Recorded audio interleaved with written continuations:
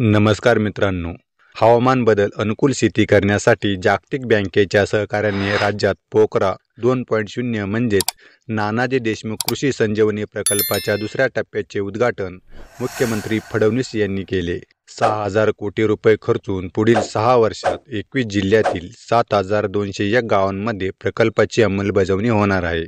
हवामान बदलाचे शेतीवर विपरीत परिणाम होत आहेत. अशा परिस्थितीत हवामान बदल सहनशील आणि अधिक किफायतशीर शेती करण्यासाठी शेतकऱ्यांना सक्षम करण्यासाठी राज्य शासनानं जागतिक बँकेच्या सहकार्याने कृषी विभागाच्या माध्यमातून हवामान अनुकूल शेती विकासाचा पोकरा म्हणजेच नानाजी देशमुख कृषी संजीवनी प्रकल्पाचा दुसरा टप्पा पोकरा 2.0 राबवण्याचा निर्णय घेतला आहे. या प्रकल्पाच्या माध्यमातून शेतकऱ्यांना आणि शेतकरी गटांना लाभ देण्यासाठी विकसित शेती करण्यात आलेल्या डीबीटी प्रणालीचे अनावरण करून प्रकल्पातील उपक्रमांचा प्रारंभ फडणवीस यांच्या हस्ते आणि उपमुख्यमंत्री एकनाथ शिंदे, उपमुख्यमंत्री अजित पवार, कृषी मंत्री दत्तात्रय भरणे यांच्या उपस्थितीत करण्यात आला.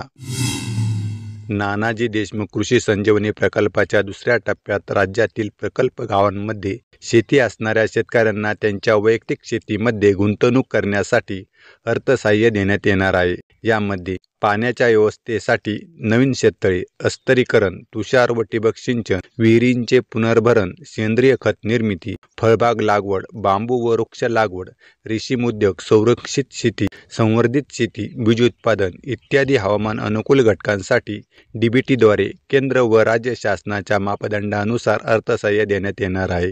5 हेक्टरपर्यंत जमीनधारणा असलेल्या शेतकऱ्यांना हे सर्व लाभ मिळतील. मात्र बीजोत्पादन घटकाचा लाभ घेण्यासाठी कमाल जमीन मर्यादेची अट राहणार नाही. भूमिहीन कुटुंबांना तसेच विधवा, घटस्फोटित आणि परित्यक्त्या महिलांना उपजीविकेचे साधन निर्माण व्हावे म्हणून शेळीपालन आणि परसातील कुक्कुटपालनाच्या व्यवसायासाठी अर्थसहाय्य देण्यात येणार आहे.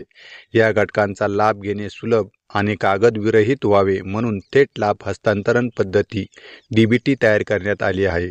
प्रकल्पाचा लाभ घेण्यासाठी शेतकऱ्यांना कृषी विभागाच्या महाविस्तार AI या मोबाईल ॲपद्वारे किंवा dbt.ndksp.mahapokra.gov.in या प्रकल्पाच्या पोर्टलवर जाऊन अर्ज करता येणार आहेत. तर मित्रांनो, तुम्हाला ही माहिती आवडली असेल तर आपल्या मित्रांना शेअर करा, व्हिडिओला लाईक करा आणि अशाच प्रकारची माहितीपूर्ण व्हिडिओ बघण्यासाठी आपल्या माहिती सेवा या चॅनलला नक्की सबस्क्राईब करा.